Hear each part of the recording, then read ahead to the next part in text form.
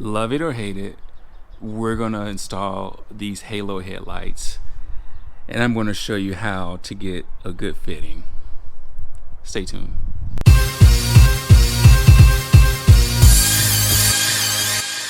Let's bring them on, ladies and gentlemen.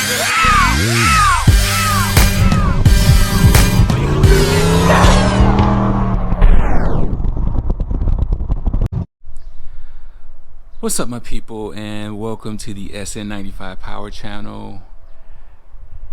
Today we are going to do some halo headlight install. You love them or you hate them, and if you hate them, you truly despise them. And I get it, you know, the fitment can be terrible on these things. I think it's a good look, but I think it boils down to some people think it's like a little ricer look. I don't know. The reason why I'm doing it is I have blackout covers on. I always have over my headlights, and even with some 6K, I don't remember if they 6K or 3K, but with the brightest LED bulbs I can get, my lighting at night is pretty bad, and I love the look of the blackout covers.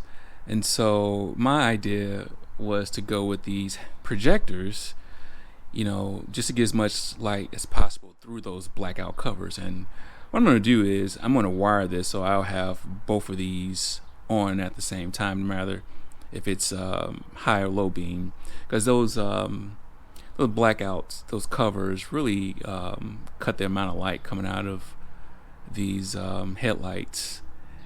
And also, you know, this is the 22nd or 23rd. It's like 2 days left before Pony's in the Smoky. So, you know, my garage is a mess because I have the car back on the ground. Still got a couple of things I have to do to it.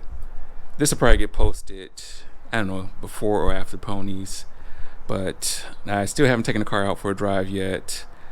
I just finished doing some cutting.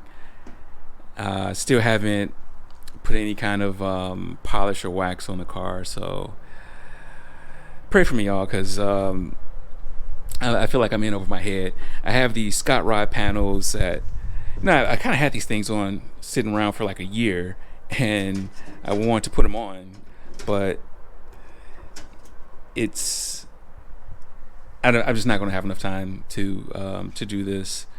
So I'll end up going back with the original radiator cover. The motor starts. It's fine. I'm not going to do a cold start video for you right now. Maybe my next video before I take it out on a drive. But let's get to these headlights. I'm not going to go over the wiring part of this. Like I said, I have mine's wired so that both of these will turn on when I have my high beams activated. So configure the wiring however way you want to. It's pretty straightforward, you know. These two wires go to 12 volts. The black wire goes to ground. Now, the issue that I see people having when you install these is, you know, it's normally the gaps, like right up in here. You usually have this little gap, and I can see why, because there's a couple of reasons why. If I pull this out without dropping it with one hand,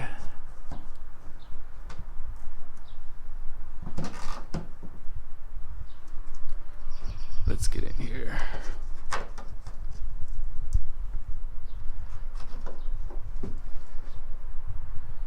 So it's a couple of things. This piece right here, it kind of pushes the bottom of the housing forward. So when this slides in, it actually causes this to lift like that. So we're gonna shave this, And if you start this process, you know, you really, once you start shaping this part, you know, you got to make a decision like, are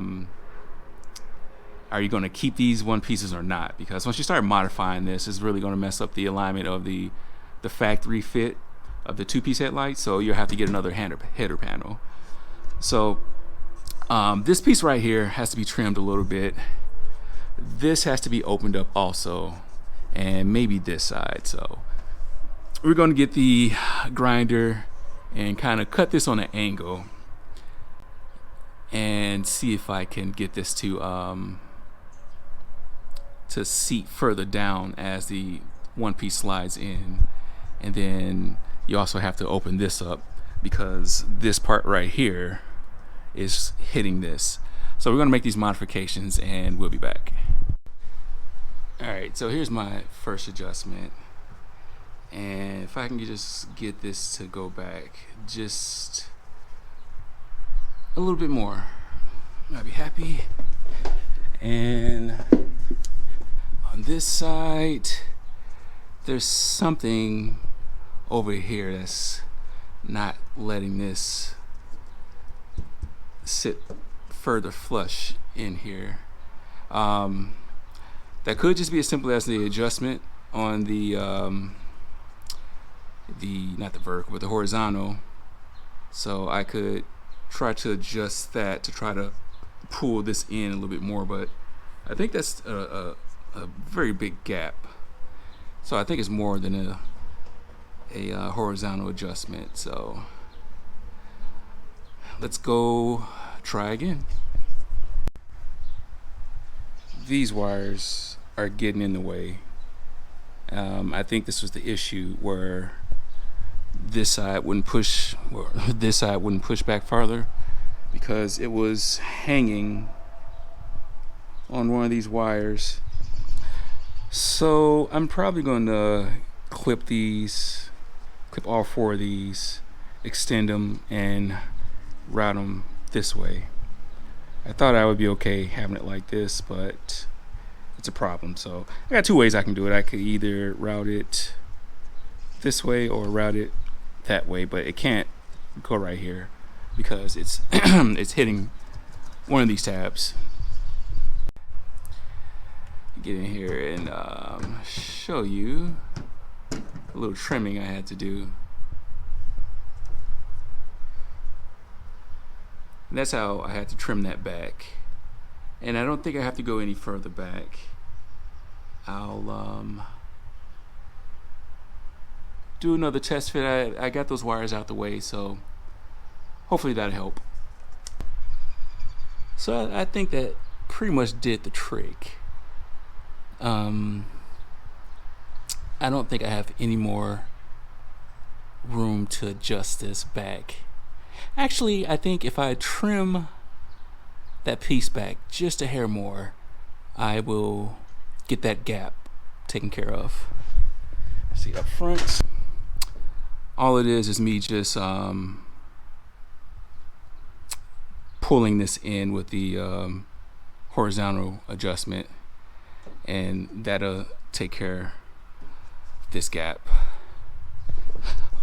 Overall, I think once I get that retaining clip in the back of that, that'll take care of that gap right there.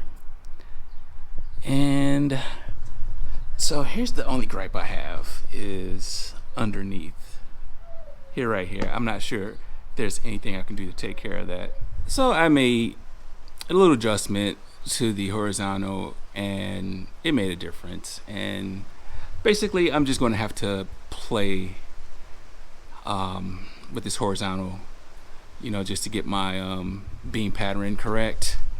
The side, I tried to take a little bit more off of that bottom lip I was telling you about, and I don't know, it didn't make too much of a difference. This gap right here will go away once I put that retainer clip in there. For the most part, I kind of like the fitment. You know, it's not as bad as the last one piece that I had on here. And part of the reason why is because that little lip right there really makes a big difference on how far back the headlight sits in the header panel. So I'm going to put my cover on and just kind of show you the look that I really want. And the cover really hides a lot of blemishes that this one piece exposes on these SN95s.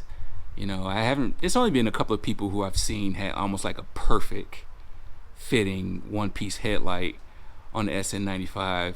Normally people, you know, they have issues with the gap on that side, or, you know, it's a huge gap right there.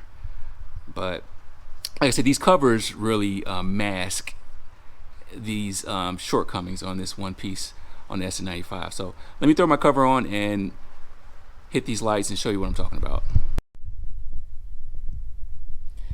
So this is what my cover's on. You know, it really kills it. It almost makes it into a almost like a regular halogen bulb. You know, the good thing is it will throw enough light down the street.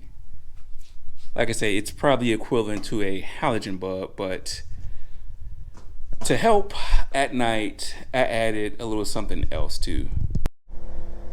So the combination of my Envoy fog lights with these, you can see it's a world difference having the combination of these two at night. So this is my install of probably one of the most hated parts that you can put on the SN95. So do me a favor and give me a review of what you think on these one-piece headlights. And if you have experience installing these or driving around with these, let me know. Shoot me a comment.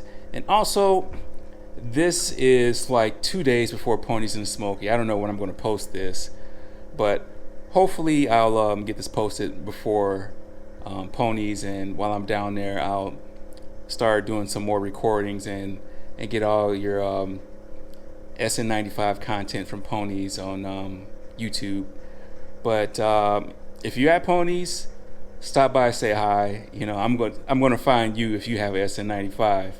And so just support the channel, like and subscribe. I appreciate your time, and God bless.